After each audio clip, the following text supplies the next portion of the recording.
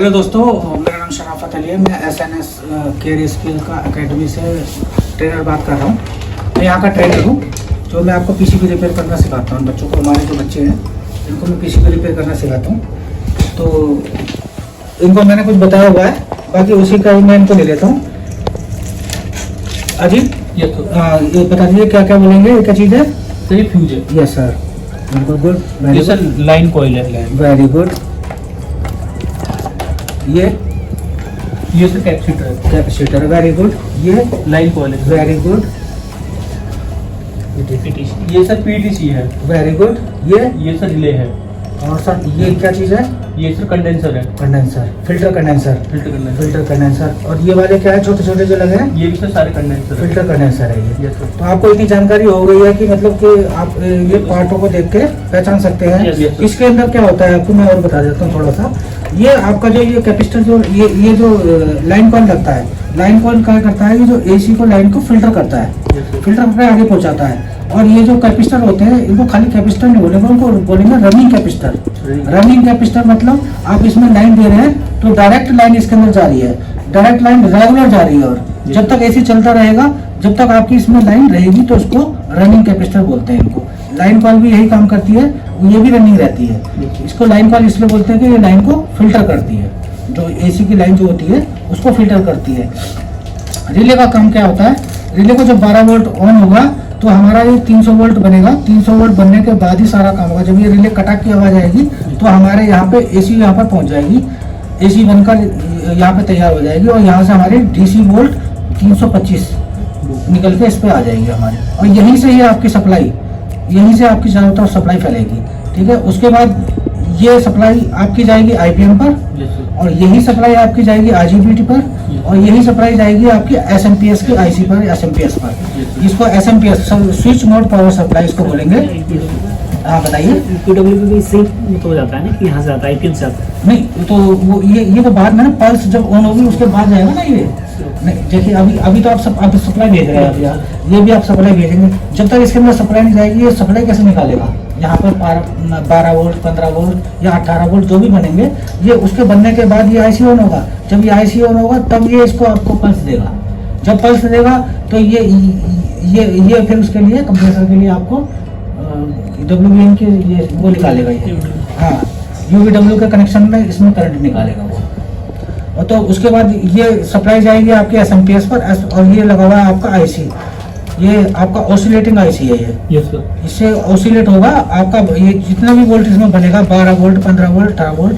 तो उसके लिए आपको एक रेगुलेटर लगाते हैं यहाँ पर वोल्टेज को कम करने के लिए, क्योंकि इनकी आईसी, इनकी जो कैपेसिटी है वोल्टेज की 5 वोल्ट की कैपेसिटी है इनकी। अगर जो इनको हम ज़्यादा वोल्ट दे देंगे, 9 वोल्ट दे देंगे, तो आपकी आईसी फट भी सकती है, खराब भी हो सकती है।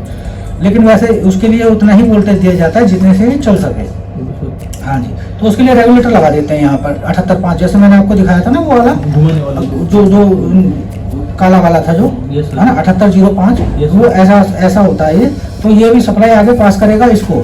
जब ये आईसी को इसको देगा सप्लाई, यहाँ से फंक्शन आईसी बोल सकते हैं इसको।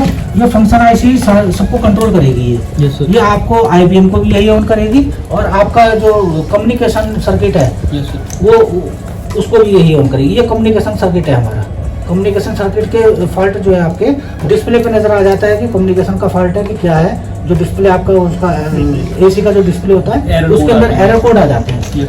जो एरर कोड के हिसाब से, अगर जो सेंसर का एरर कोड है तो सेंसर का एरर कोड, सेंसर ये रहे हमारे, सेंसर के ऊपर भी 5 वोल्ट चलते हैं। ठीक है, इस आईसी के ऊपर भी 5 वोल्ट चलते हैं। लेकिन ये जो पल्स देता है 1.2 वोल्ट की पल्स आपको इसको आईबीएम को देगा। 1.2 वोल्ट की जब ये देगा तो हमारा ये आईबीएम ऑसिलेट होगा, ऑपरेट होगा। ऑपरेट होने के बाद ये आपका कंप्रेसर को ऑन कर देगा। बहुत सी बार क्या होता है कि आपका एसी चल रहा है, एसी चला 5 मिनट के बाद कंप्रेसर बंद हो गया। कंप्रेसर 5 मिनट के बाद बंद हो गया तो ये आप फॉल्ट कहाँ का निकालोगे? ये फॉल्ट होता है हमारा कम्युनिकेशन सर्किट का। जब तक हमारी कम्युनिकेशन सर्किट सही नहीं होगा या इसके अंदर फॉल्ट क्लियर नहीं होगा, इसके अंदर सिर्फ 4-5 पार्ट लगे होते हैं जो कि खराब हो जाते हैं। ये 2 डायोड लगते हैं इसके अंदर। ठीक है, और 2 ही ऑटो कपलर लगते हैं। ये दो ऑटो कपलर इसलिए लगते, दो डायोड इसलिए लगते हैं और दो ऑटो कपलर इसलिए लगते हैं कि RX और TX Yes. मतलब रिसीविंग और ट्रांसफर एक ही तार से हो जाए, रिसीविंग भी एक ही तार से हो जाए और ट्रांसफर भी एक ही तार से हो जाए।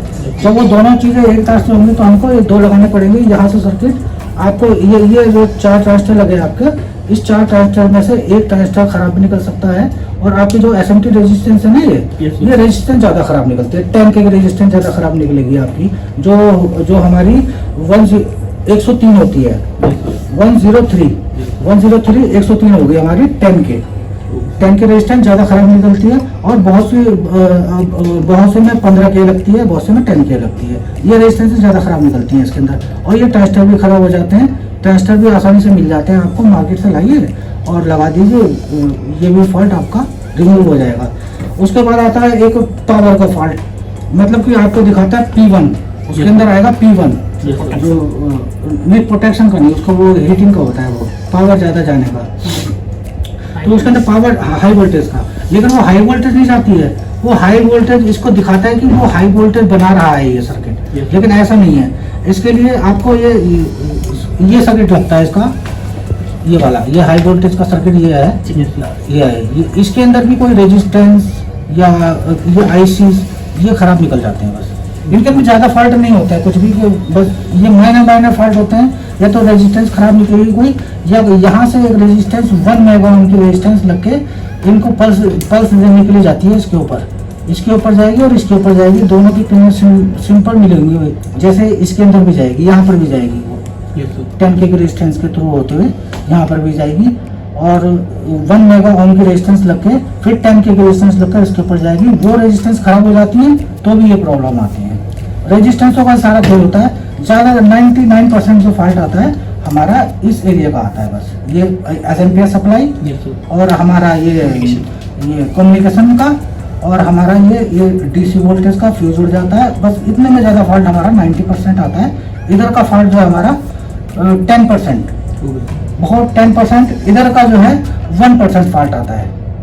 मतलब 1% मतलब IC जो है 1% खराब होती है, मतलब कि 99% IC सही होता है, 99% IC सही होगा। बाई चांस है कि 1% भी खराब होता है IC, जो माइक्रोन IC कभी खराब नहीं होता है। ठीक है, समझ गए आप?